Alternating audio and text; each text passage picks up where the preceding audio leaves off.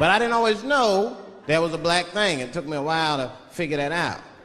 I learned that shit in New York. I was in New York City. Now, I was hanging out with a friend of mine. He's a white guy, you know. We were just hanging out. And we were lost in the city. We were smoking a joint. Now, I don't know if it was a coincidence that we were lost and high and shit, but... my white buddy, he was smoking a joint. Dave, it's the goddamn cops.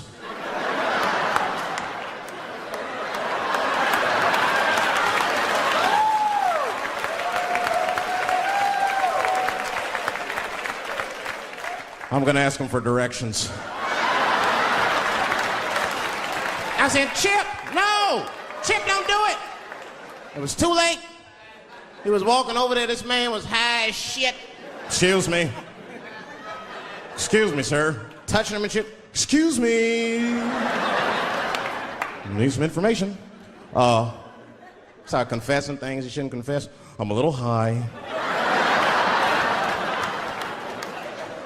All I want to know, which way is 3rd Street? The cop was like, hey, take it easy. You're on 3rd Street. You better be careful. Go ahead, move it. Move it. And that's all that happened. That's the end of the story. Now, I know that's not amazing to some of you, but you ask one of these black fellas, that shit is fucking incredible, isn't it? I'm saying a black man would never dream of talking to the police high. That's a waste of weed.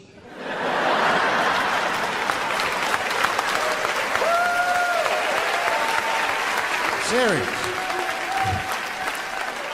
I mean, I'd be scared to talk to the police when I'm sleepy. They fuck around and get the wrong idea and shit. Oh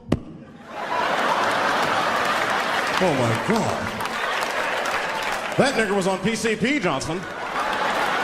I had to use necessary force. You saw him. No paperwork. Just sprinkle some crack on him. Let's get out of here. You know what's fucked up? African people don't like black people. Y'all know they treat us like shit. They talk down to us. They think they better than us. And I don't understand, because we from the same tribe, kind of. But they like white people, though. They treat y'all like family. As soon as y'all come around, they get excited. Excuse me, Mr. White Man. Thank you for bringing us here. We love you. Yeah, the white man. As soon as they see us, they get an attitude. Hey, how you doing? This nigga. We don't like the black man in America. Motherfucker, you don't work, you don't do shit. We don't like you, you black motherfucker. Like, who are you calling black, motherfucker? I'm brown, you midnight. Who the fuck are you calling black? Like, nigga, if you stood up against a building, you'd look like an alley. Who the fuck are you calling black? This shit is unjust. African men don't understand why when they come to America, they have a hard time getting American pussy. You can't be that aggressive with American women, especially black women. You gotta know how to talk, you gotta come correct. Motherfuckers in Africa is used to having their way. They got 15 wives and shit. And African women are very obedient. They tell their women what to do. It's not even an issue.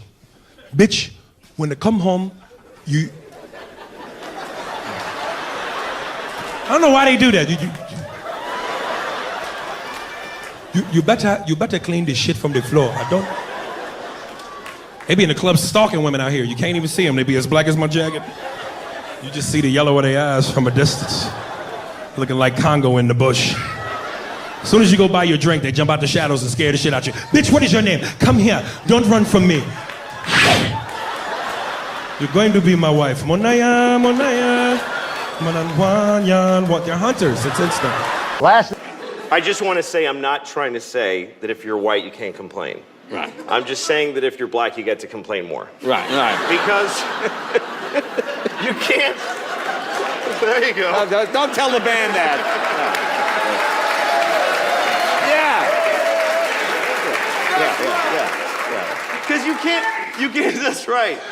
You can't take people's, like, historical context away from them. And Right. everybody wants us to. Like, white people are always like, come on, it wasn't us. Like, they want black people to forget everything. Like, every year, white people add 100 years to how long ago slavery was. I've heard educated white people say slavery was 400 years ago. No, it very wasn't. It was 140 years ago. That's two 70-year-old ladies living and dying back to back. That's how recently you could buy a guy. That's right. And it's not like slavery ended and then everything has been amazing. Like it just... Oh, glad that's over. Oh yeah, it just ended like a clean where you don't have to wipe. Just boom, and then it's just been parades and presents ever since. Exactly. You gotta remember that if you meet a black person, they have gray hair, they remember a time they weren't allowed to use a certain toilet. So give them a little, time to be cranky. And by the way, white people have our own thing that stuff that we went through that hurt us that we have to cope with. Like when they took our slaves away, that was really hard for us, and we're still, so it's pretty even. so it's even. Tonight, the epic disaster film Twister opened to big box office and some controversy. The Reverend Jesse Jackson has called for a boycott of the movie, claiming that not enough black people in the film are killed by tornadoes. My kids got baptized at a black church. Wasn't prepared for that. I mean, I prefer white church myself. Black church just takes too long for me. You got to have your day free. You can't make no plans going to a black church. Yep. You plan on going to a football game, you ain't gonna make it.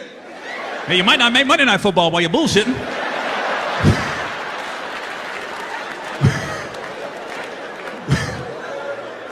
Black church is ridiculous, man. I remember the first time I went to a black church, I didn't know it was gonna take that long, Like, I didn't eat breakfast that morning. I thought I was gonna eat in about an hour, Oh my God, I almost died of malnutrition that day. Waiting for Sally Struthers to pop up, I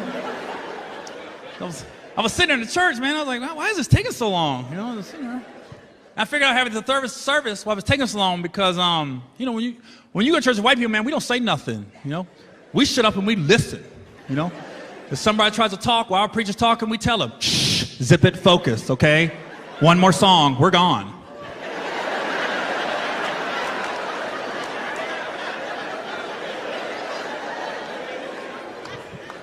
I remember the first time I went to a black church, I didn't know that when black people agree what the service is about, they don't wait. They yell out right there that they agree. I know it's okay to yell out. I'm sitting there. I'm the only white guy in the whole church. I'm getting upset with all the black people in the pews around me, I thought they were being disrespectful to the preacher. I know it's okay to yell out. I'm just sitting there.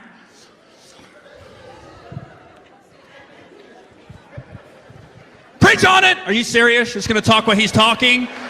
Yeah, that's really disrespectful. Once you zip it and focus, it's 1:30. I'm ready to go home.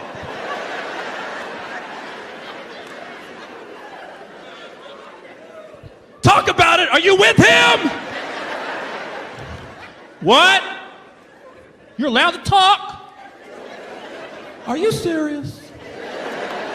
I'm gonna say something. Okay, watch, I'm gonna say something. Hootie-hoo! I heard it, Virginia. Come on, it's 4:30.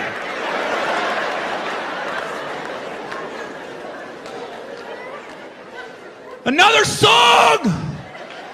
Why is she singing Rihanna? That has nothing to do with church. It's 6 o'clock. You guys have a step team? Are you serious? The First Baptist Steppers, it's 8:30. A freaking poet, this is a talent show.